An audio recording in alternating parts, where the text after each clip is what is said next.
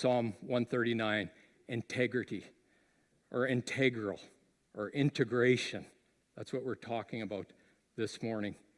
We've been looking at the Psalms for 13 weeks. This is week number 12 in our journey. And we've looked at all kinds of Psalms. We've looked at laments. We've looked at praise Psalms, thanksgiving. This morning we're looking at a high surrender and trust Psalm, but it's also called a Psalm of lament. And I might just skip that part of it this morning, but if it's okay. But this is an intensely personal psalm. Next week, we're covering Psalm 121. So what relates to us as individuals and people one-on-one, this is expanded in the Psalms. It doesn't turn us into being individualistic.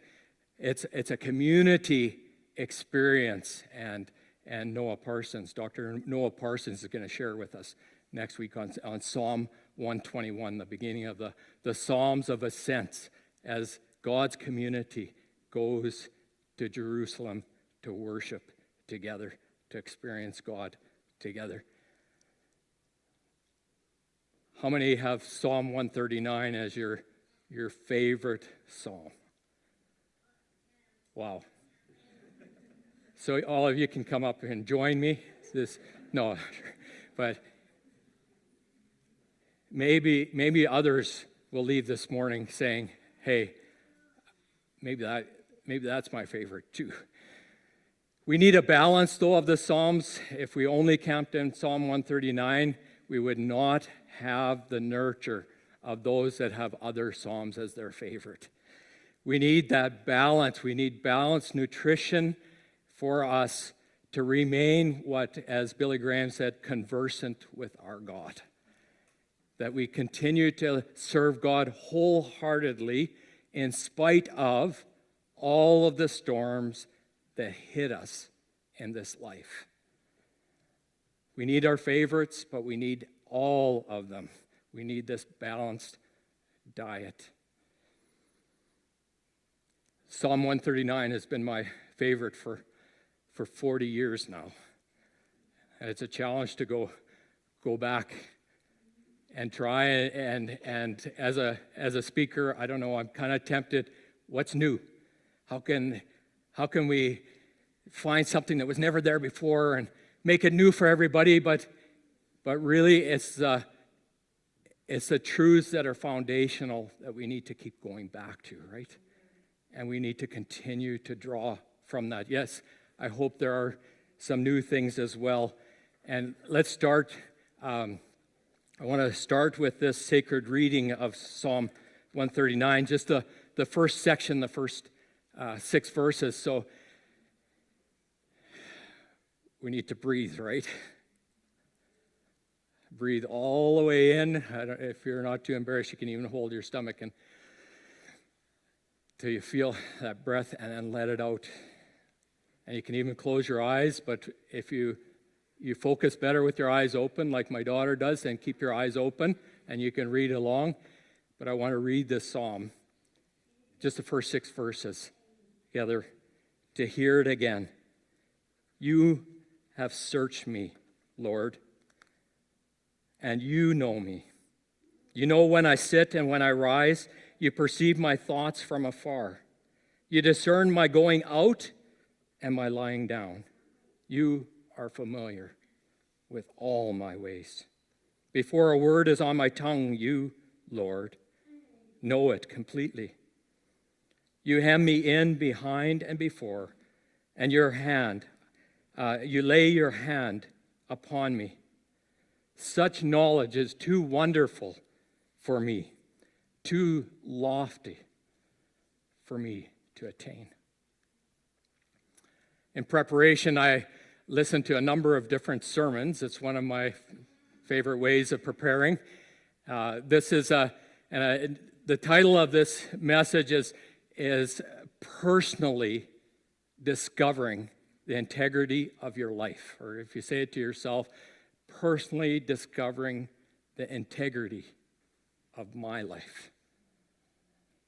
So unlike that bridge that can't even stand on its own because strut number 11 was under-engineered, that our life has this kind of structural integrity, that we are connected with our Creator. So whatever happens, we will be able to stand. Okay? Anything that happens in life. Ravi Zacharias talks about this one Hungarian protester back in the mid-40s that was imprisoned in 1945, much of it in solitary confinement. And then in the year 2000, he was released. So he went in at 25 years of age, and at 70 years of age, he was released. And he had one request at the start when he was released. Can you imagine? Can I have a mirror? And so this vibrant 25-year-old, now 70, takes a look at himself after those years, 55 years missing himself. And he just broke down weeping uncontrollably to see who he was and how much of life he had missed. And for us in life, in order to know where we're at, we need a mirror, right? To know, and it gets scarier as you go on, right? And you say, oh no, I see my mom. I see some of my dad. Really? It's getting that thin? Maybe I should just shave it all off. Karen did most of it yesterday, but let's get rid of it all. But what about our soul? We need a mirror for our soul. And this world and this life is so hard, and it's getting harder and harder in this world to preserve our soul, and we need a mirror. And we have one right here. Psalm 139, this mirror that says, God, you know me. You know everything about me. I don't know how you feel about that. Maybe you feel like I could go into hiding to hear that kind of thing, or it's just, it's an incredible comfort. God, you do know me. Hey, there's nothing hidden. But what really makes this so special, as we see, is you hem me in behind and before, and you lay your hand. And that's what, in one of the readings and listenings of this psalm, that was the most powerful thing that stood out is, God, your hand. Your hand rests right on my head. Your hand of blessing, it rests. It rests on my head. And I can't get away from it. That's when we personally discover the integrity of our life, is that God has his hand on us, and he knows us. He knows me even better than Karen. I have this habit now of that we head towards a certain restaurant to eat, and we get partway there, and how about we go there? So I tried that going down Preston on the way to Manos, and Karen says, I knew you were going to say that. I didn't even know I was going to say that. You can't know what I was going to say. I knew you were going to say that. But it's comforting. Somebody to know us that well.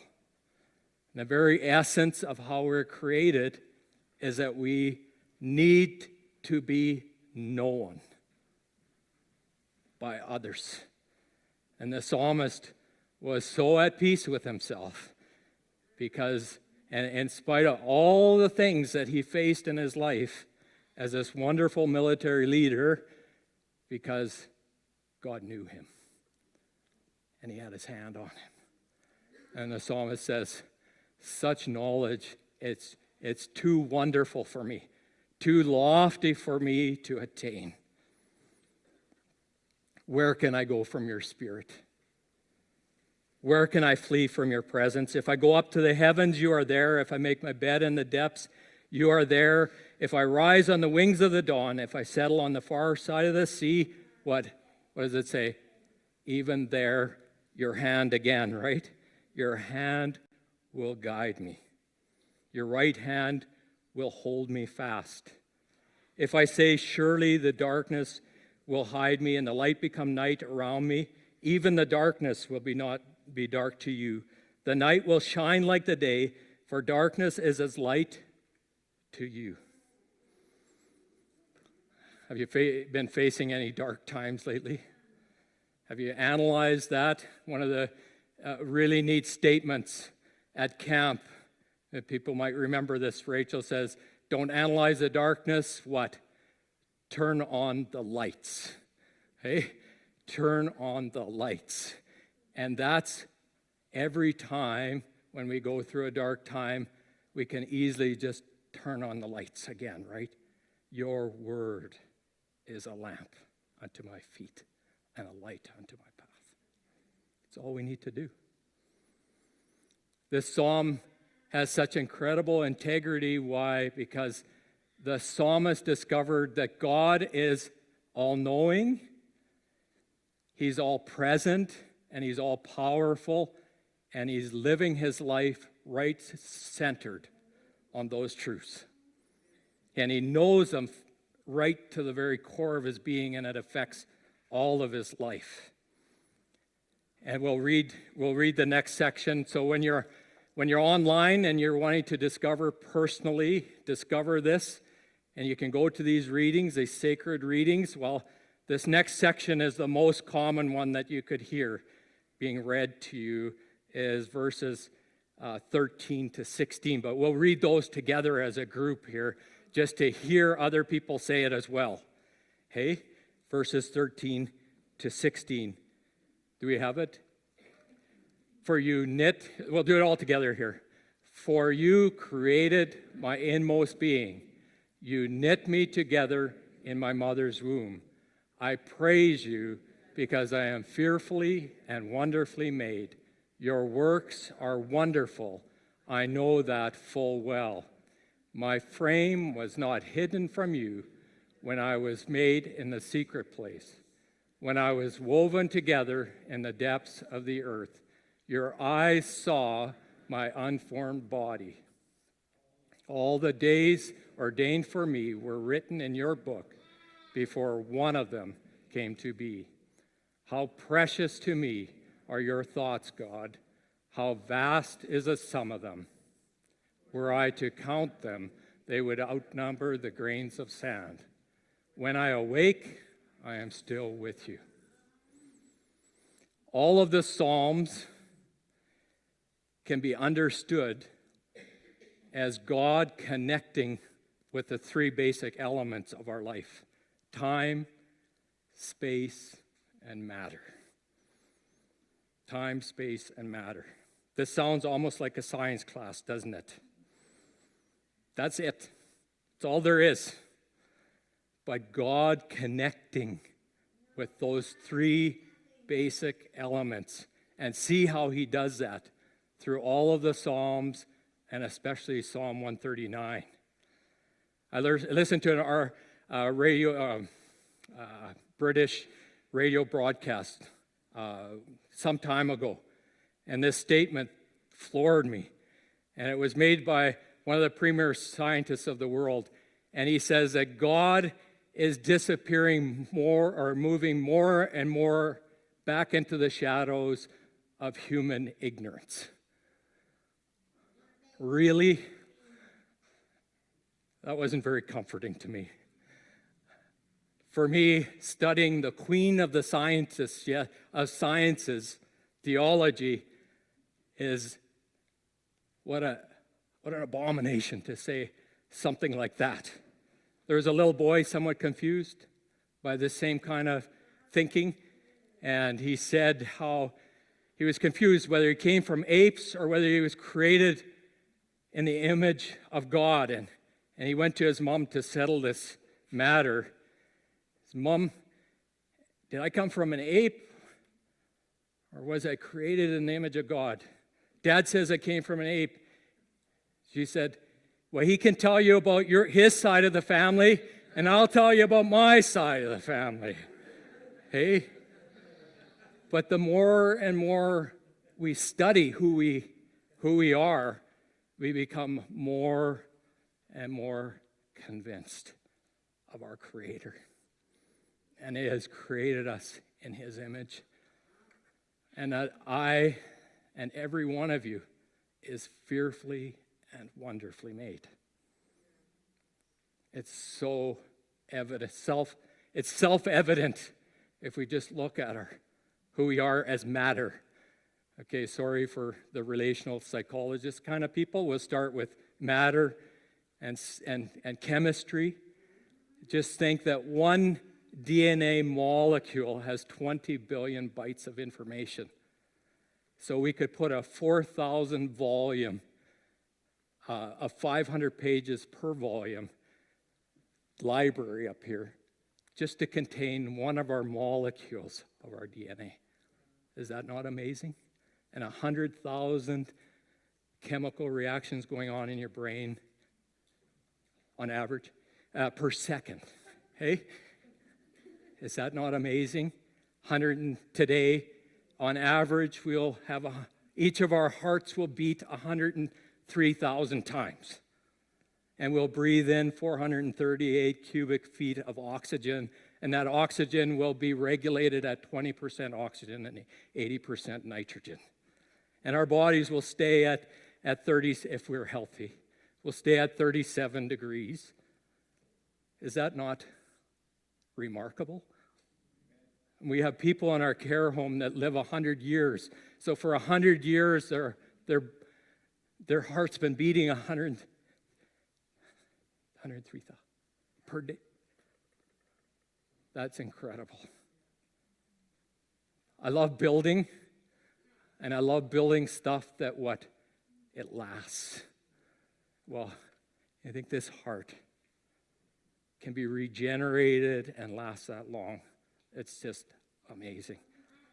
But then to go beyond that, it's not just about math, even though that's next to theology as in sciences, but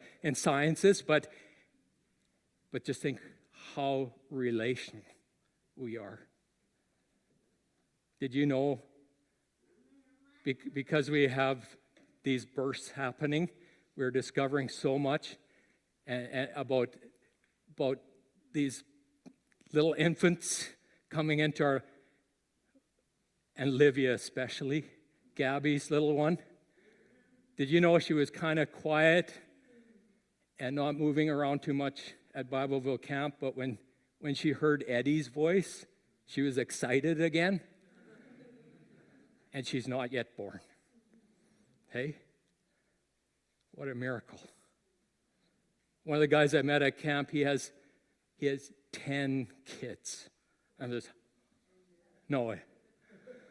And I didn't ask him this question, but I should have. I wasn't preparing for this quite then, but are any of them exactly like the other?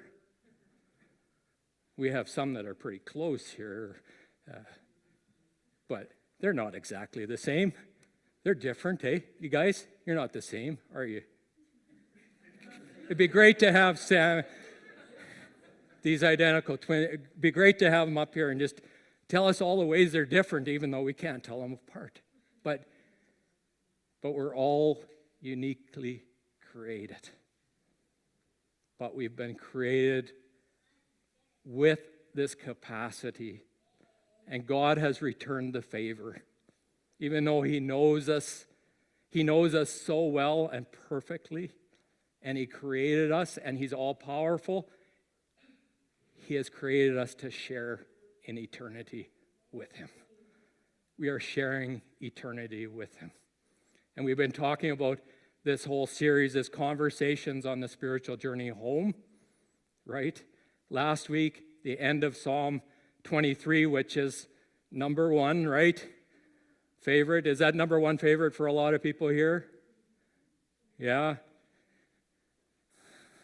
Especially our friend Stephen, he reads it and weeps every day when he reads it because he came to Christ through this song. Hey? And the end of it says, and I shall dwell in the house of the Lord. How long? Forever. And this passage says what? Lead me in the way everlasting. These conversations, the destiny home is not out there. It is out there, but not out there. Okay? Got to mix in a little bit of philosophy here as well as theology and mathematics, but why is it not just out there? God created us that we could be home for him. Isn't that just the most amazing thing? A capacity that God himself would dwell in us. And he's preparing us. He's preparing us, and he's given us this mirror that we can look at to see the condition of our soul. Is this soul, is it centered on an all-knowing God who's created me uniquely for his blessing and his glory, to love him and to know him and to bring honor to him? Or am I, as the psalmist says, is wickedness in my heart?